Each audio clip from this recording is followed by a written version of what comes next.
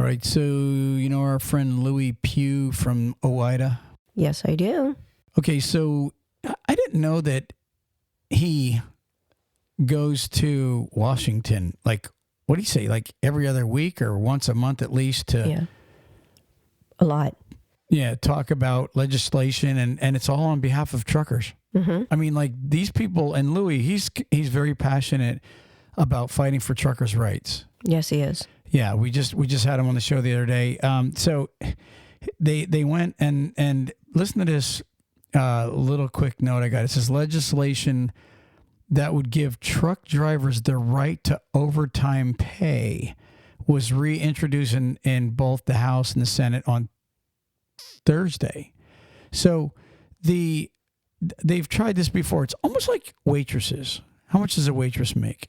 Like below minimum wage, and then she gets to keep her tips. At least that's what it used to be. Right. So and it's all because restaurants don't want to, in my opinion, restaurants keep the profit and they don't want to pay their workers right. That's my opinion on that, to be honest with you. Yeah. I mean, in all honesty. And so same with truckers. You know, truckers, what people don't understand is they're away from their home 24/7, right? Correct. Most over-the-road truckers, 24/7. And so, you know, if they're in the bunk, that's one thing. Because if you go home to sleep when you're at a regular job, that's one thing, right? Yeah, you don't get paid to sleep. Right. In a regular job. Correct. But what if you're not really on duty, but they need you to go and give the guard a message, or, you know what I mean, at one of the shippers or receivers, or they need you to call in and check in and count something or whatever. And you're really not on the clock, but you're doing work for the company. You know what I mean? Mm-hmm. Just little things like that. Yeah, that truck drivers do. And they're not paid, you know, to do a pre-trip, for example, right? Truckers aren't paid for that. That's true. That's right. And so what they're saying here is, and it's actually a rule. It says they're reintroducing truckers to get overtime pay.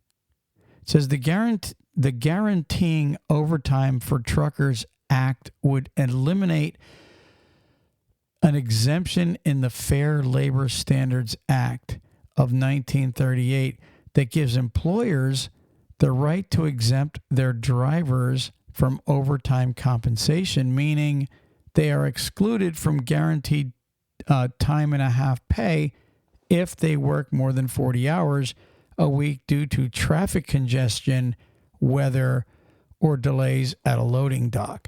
So what they're trying to say now is they're going to wipe that away. All these excuses not to pay the guy that's away from his home, they're trying to say, look, well, maybe he deserves, you know, to make a good living. And let's be honest with each other, okay?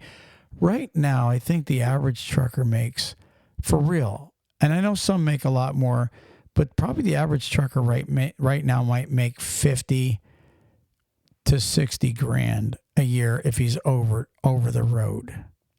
And if you think about, say, 55,000, that's barely over $1,000 a week minus taxes.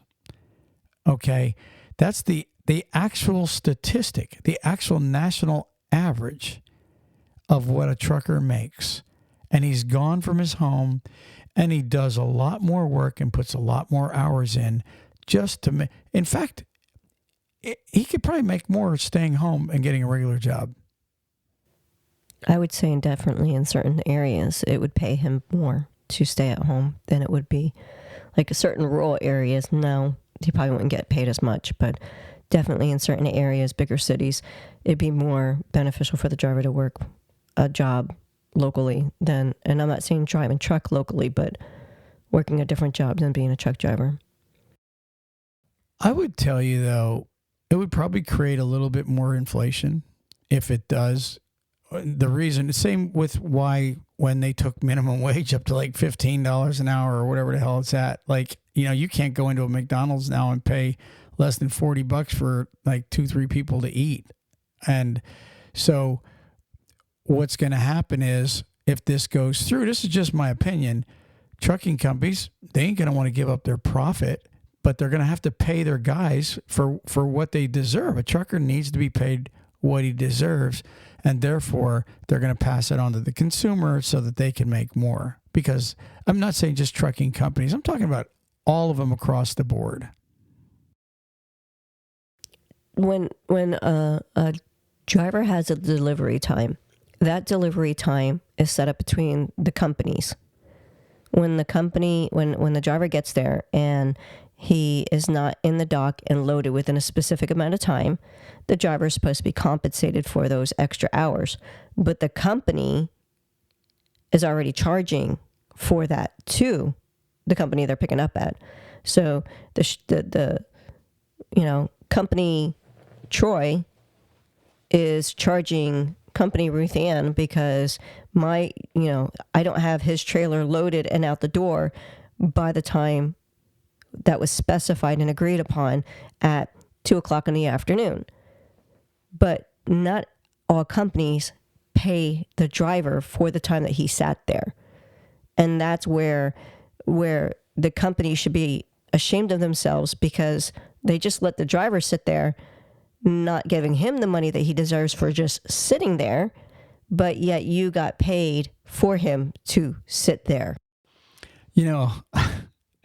I'm glad you brought that up, because that's part of actually one of my subjects separate to what we're talking about now today, ironically. But you're so right. Now think about it. If a trucker gets, and I think the average detention rate is $15 an hour. Now you ask most truckers and they'll tell you they never get it. They don't. Like you just said, a lot of companies don't really pass that on. Now here's a kicker. If a trucker has to give, now I don't know who made this rule up, but let's say you have an 8:00 appointment, right? The trucker has to give the company 2 free hours while he sits there. Okay, waiting, and sometimes he has to wait in the break room, or stay awake. For example, let's say you pull up to a shipper or a receiver rather, and you have an 8:00 appointment, right? Well, some people will go, okay, we'll take a nap. Well, that's not true, because a lot of these receivers won't come out and knock on your door. Okay, so you either have to turn your CB up and wait for them to call you, or you have to go in the break room and wait. But you have to stay alert and awake, or you're going to miss your getting in the door. So let's say you have an 8:00 appointment to get in the door, and now they say, go sit in your truck and we'll call you when we're ready for you, or sit in the break room and we'll call you when we're ready for you. Okay, so let's say the trucker sits there for 2 hours now, right? He can't go to sleep, and he has to give the company 2 free hours. That's the rule. You have to come and work for us, but now you have to give us free hours while you wait to get our freight unloaded so we can make our money. You have to sit there and give free hours. That's part of the discrepancies that are going on right here. Truckers shouldn't have to wait. If the shipper or receiver literally doesn't have a door for you at your appointment time, that's when he should start going on the clock at that moment. If the trucker's on time, then everybody else should have to be on time, and and it should be mandatory and illegal for a company to not pay you that. And this is really one of the reasons why they're now introducing this overtime pay, because if you really look at it's just so easy to get free labor out of the trucker. It's unbelievable. And a lot of people might be thinking, oh, that's wrong, Troy. This has been traditional for all these years. And this is just the way trucking is. Well, you know what? That's why half these truckers don't make any money. Well, don't you think that the receiver will make sure that the driver gets in the door faster, or at least on time, if they're paying from the get-go? Absolutely. If they don't have that window, they won't take advantage so much. And in return, drivers won't be late for their next pickup or their next delivery because of the fact that they weren't held up for a few hours at this time. Think of the company, how much it would save the company then, instead of, okay, Troy, you went to go and pick up, but your door wasn't ready, so you had to give them the 2 hours. And then, of course, it always happens. You end up not getting in still, so you got another 2 hours you had to sit there. So that's 4 hours that was not really accommodated completely, even though dispatch tries to give a couple of leeways, but for whatever reason, you're not going to make your next pickup on time. So they're calling for another driver to come in that's nearby or coming through or whatever the case might be to come and grab your load now because you're not going to be there to get it. Very true. I mean, it's just a rolling vicious cycle. And now think about this also. And this goes really into the topic. What I wanted to talk about is late fees with trucking companies. You know, a lot of trucking companies get fined or penalized if the driver's late. Yes. Right? Correct. So which also in turn makes the driver drive tired because they put pressure on them. Yeah, they don't want to be late. So they're what they're trying to do is maybe even do away with late fees. You know what I mean? For charging a trucking company, if you're not here on time, we're charging you an hour of detention ourselves, or we're charging you this or that, for the simple reason it really puts more pressure on the trucker, and now he has to drive, probably a lot of times unsafe. I can see, there's times where I know drivers are late because, traffic or certain things like that. And that's usually configured into the driver usually figures a lot of that stuff into their transportation portion of it. Okay, well, it's going to take me normally, 8 hours, but I'm going to figure 10 because I'm going to stop, I'm going to do this, and I'm going to do that. So they figure a little bit like that, and they try and reroute themselves so they're not going to go through a certain area during rush hour or to those kind of effects. But if there's if the driver could show proof, hey, listen, there is a major accident up ahead, I'm stuck here, and he's communicating with his dispatch, because usually that is what's going on, those late fees should not even be allowed. Okay, so we're in agreement. They're up in Washington. They're trying to get truckers to where they're paid time and a half. And the other point that brings up is, how do you charge them? How do you pay him time and a half? So, I mean, let's say the truck driver's getting, I'm just going to use numbers, basic numbers. Let's say he's getting 50 cents a mile, right? And he's now at 40 hours. So now probably if you're a mileage driver, you tack on another 25 cents a mile for, if he's going to drive another 20 hours, whatever miles he runs, he should be getting at least another 25 cents or 25 cents a mile on top of the 50, which would be 75 cents. But now if he's sitting, how do you calculate all that? And how do you calculate what an over-the-road truck driver should be making?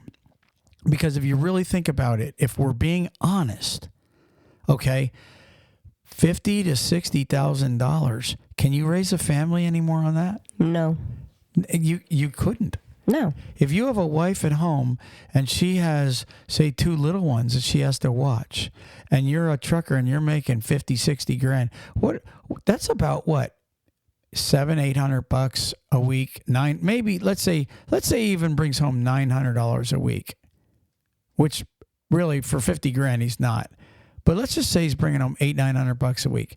That's roughly, let's just say for the heck of it, 8 times 4 is what? $3,200. Okay, let's say he's bringing home $3,200 to $3,500 clear a week. What does a decent apartment or house cost a trucker? I'm not a trucker, but a family these days, for at least a 2 to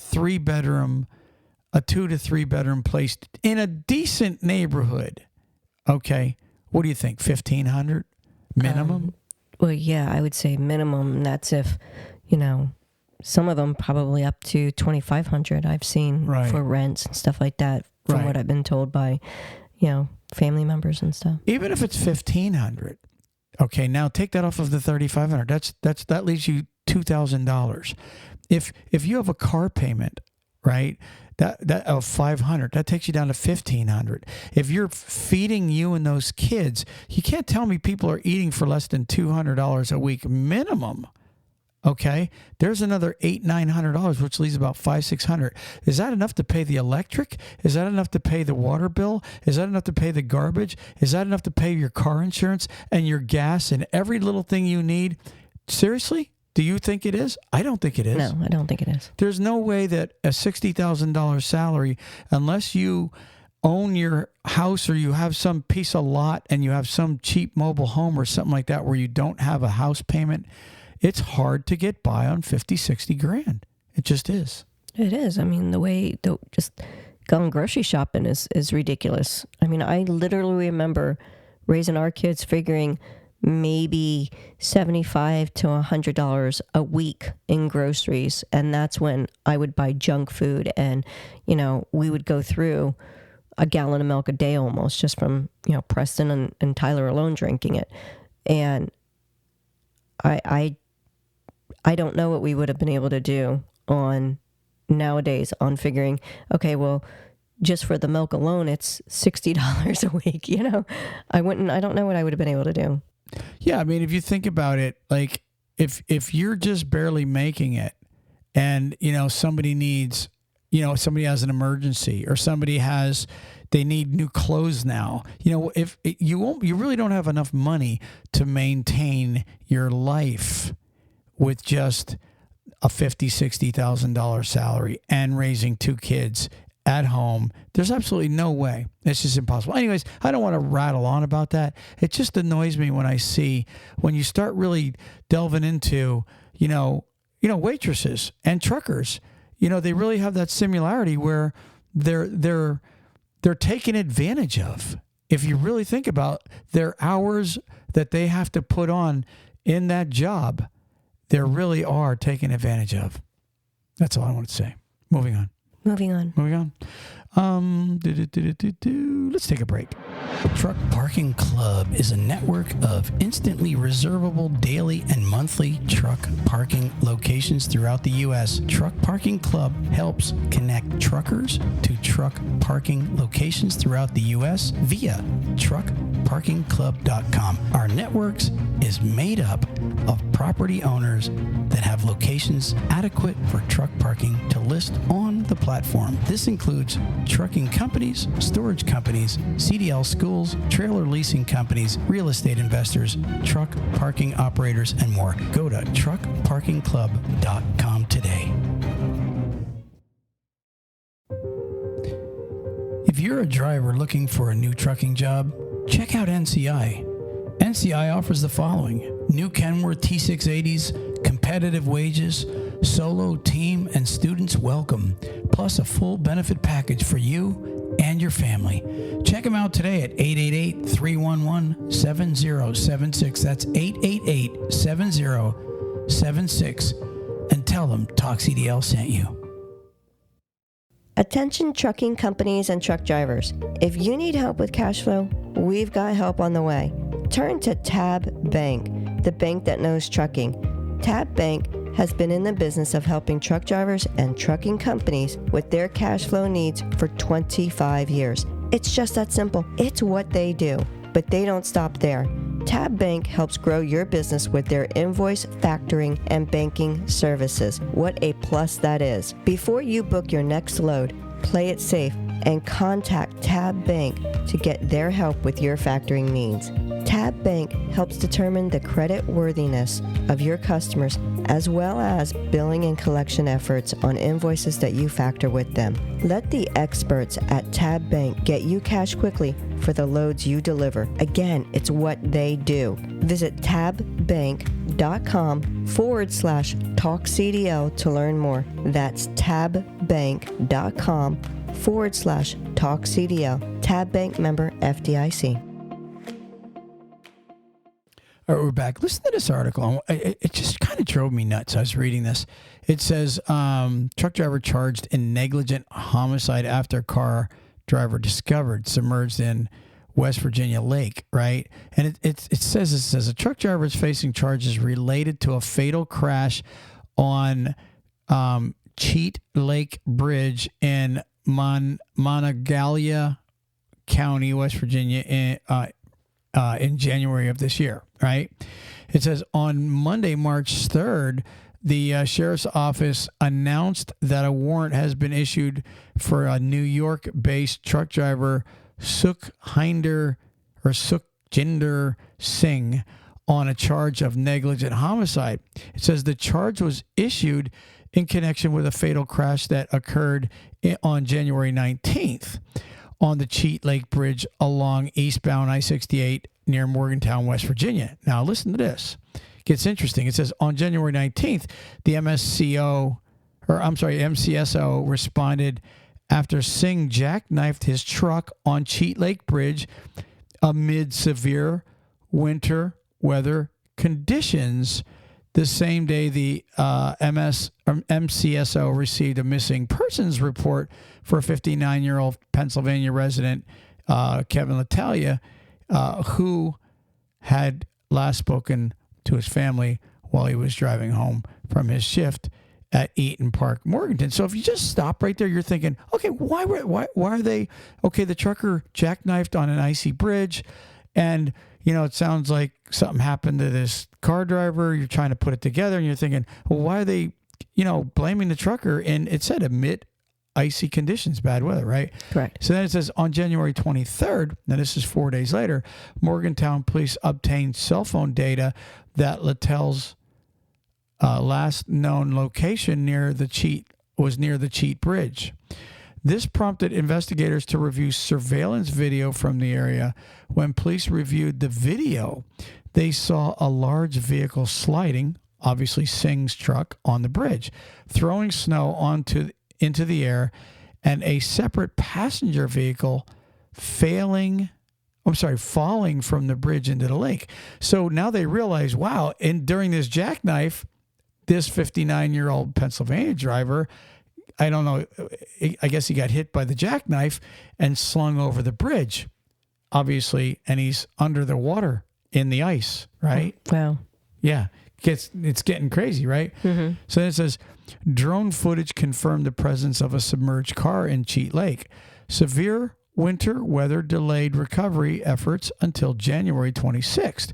Rescue crews recovered the submerged car and found Littell's deceased inside. Okay. It says,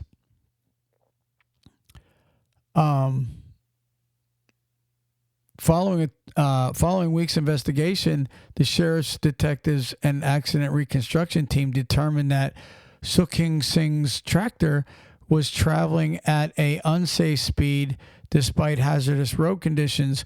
Witness testimony described Singh's driving as reckless. So now you're realizing, okay, so he was driving reckless. It said an even criminal. Investigators also confirmed that Singh's tractor had struck another vehicle prior to reaching the bridge and failed to stop. So he was driving reckless, which is kind of crazy. It says further examination of Littell's vehicle confirmed damage consistent with a collision. So the one in the water, they pulled that out. That had been hit by the trailer too, involving Singh's tractor. It says specifically at the driver's side of Littell's car. The impact ultimately sent the vehicle off the bridge and into the lake. So when he jackknifed, he slung him into the lake. It said when he was interviewed on January 28th. Are you ready for this part? It says when he was interviewed, this is Singh, the trucker, gets interviewed on the 28th. It says,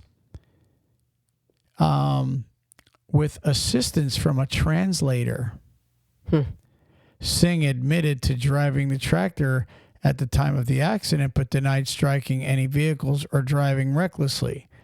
Based on the findings of the investigation, law enforcement has determined that Sukhing Singh was operating the suspect tractor in a reckless manner, striking multiple vehicles, including Littell's, and driving unsafe speeds for the road conditions. Singh's reckless driving directly caused the fatal crash that resulted to Kevin C. Littell's tragic death, police say.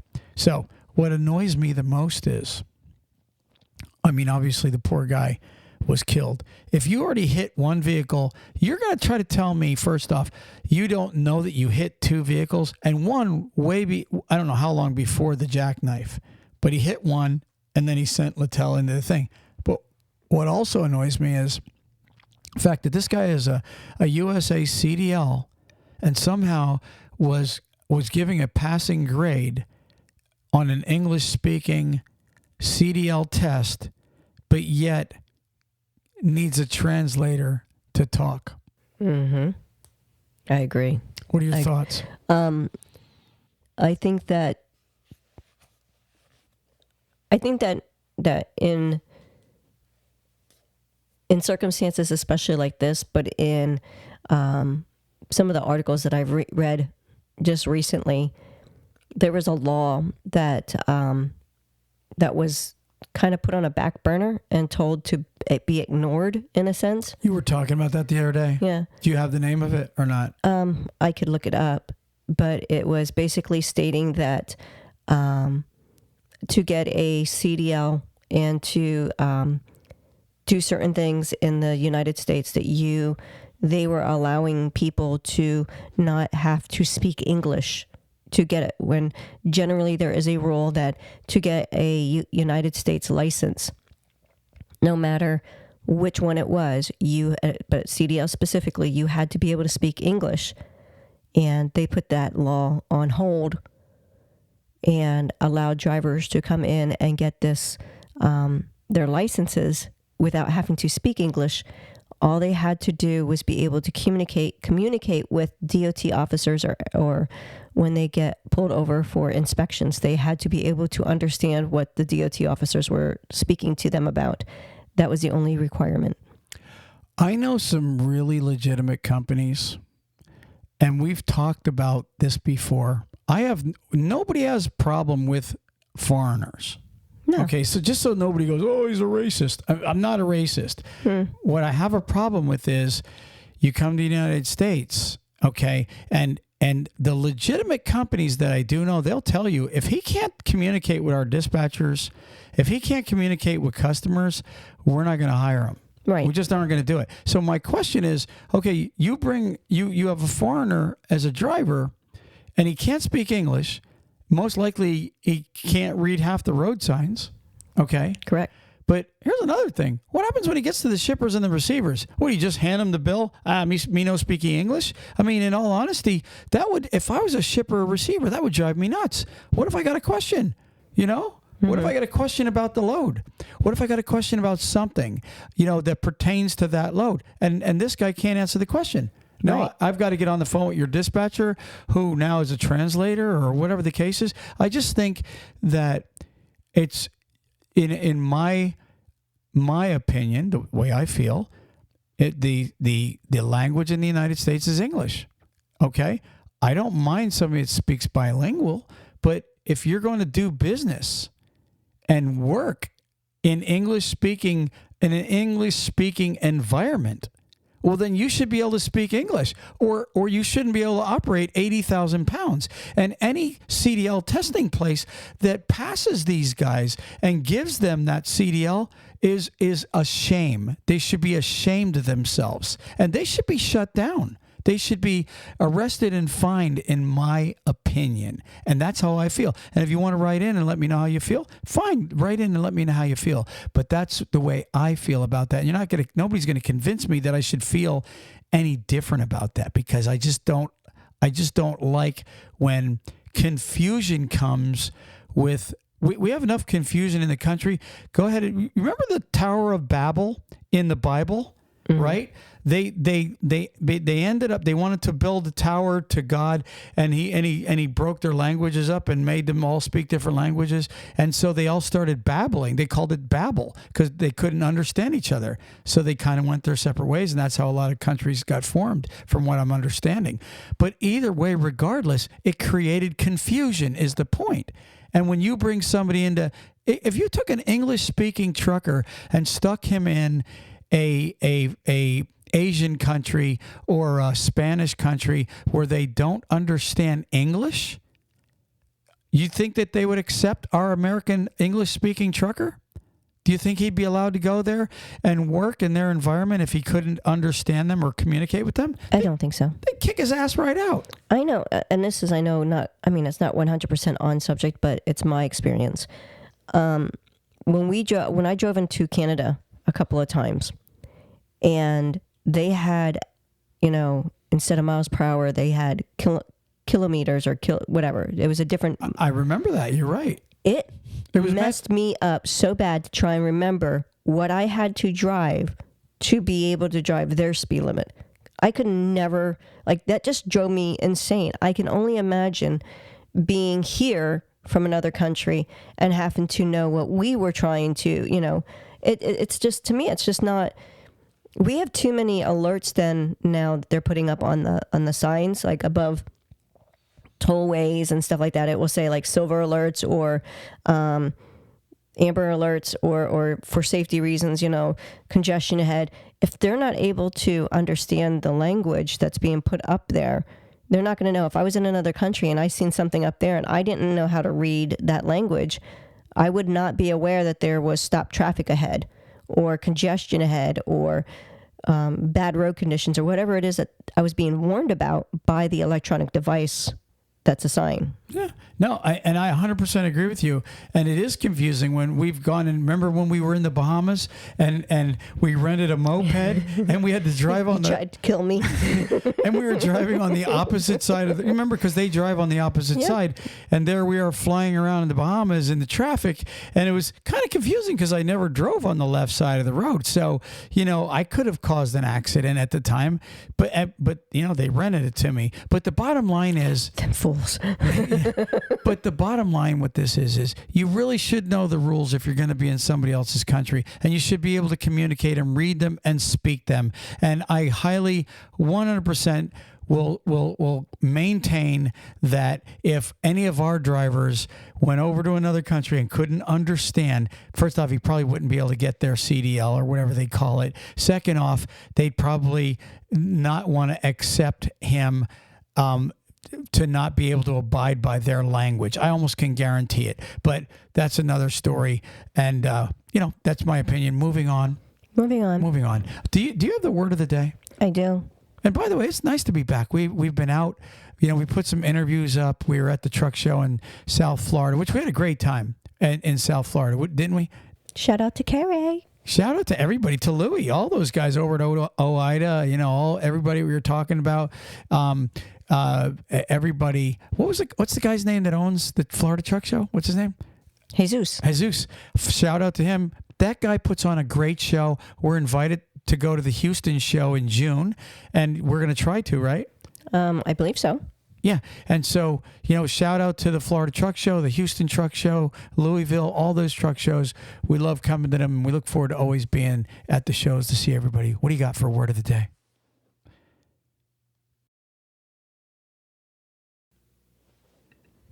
Vespertine. Say it again. Vespertine. Vespertine? Yes, Vespertine. V, like as in Victor? Vespertine. Vespertine. You know what it sounds like? A drug, doesn't it? Before taking Vespertine, you should consult your doctor. It gives you side effects of diarrhea. Death may occur when taking Vespertine with orange juice. I was thinking like turpentine, but I can see you saying the Vespertine, yeah. That's just what it reminds me of when you say Vespertine. So what is it? Relating to occurring or active in the evening. Okay. The pub is lovely in the daytime, but it comes alive when the Vespertine crowd arrives after supper. Interesting. I heard a word yesterday. I was watching a movie, right? And they said the word. It was about a king getting, and they were getting surrounded, and his sister says, "Mother and father would never want you to capitulate or something like capitulate or something like that." I'm like, what the hell does that mean? And so I looked it up. It means surrender, capture, capulate or something like that. It said. I was like, that's kind of a cool saying. She was English, so capulate. But anyways, that's the podcast. Welcome back, Ruthann. Welcome back, Troy. All right. Welcome back, Carter. Welcome back. All right. We're out of here. Peace. Praise the Lord.